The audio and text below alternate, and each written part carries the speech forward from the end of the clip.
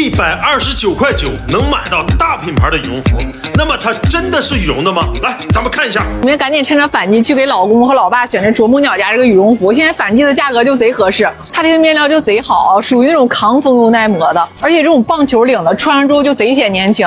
就啄木鸟大品牌现在都这个价格了，谁还去给老公穿杂牌子呀？视频同款的羽绒服买了，到手价129.9块，咱打开。哎呀，没看到吊牌呢，没有吊牌，这上面有一个羽绒的标志。这个啊，我们看一下它那个吊牌，看这资质，没有任何资质，没有吊牌啊，老铁们。但是大山摸呢，根本就不是羽绒的啊，根本就不是羽绒的，应该是那种蜂胶棉的，叫什么棉的东西啊，很硬啊，而且整个衣服也很重啊，根本就不是羽绒服这个啊。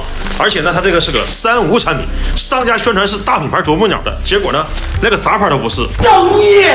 太他妈损了，这商家也啊，啥都不是的衣服啊，根本就不是羽绒服啊，纯他妈骗人的啊！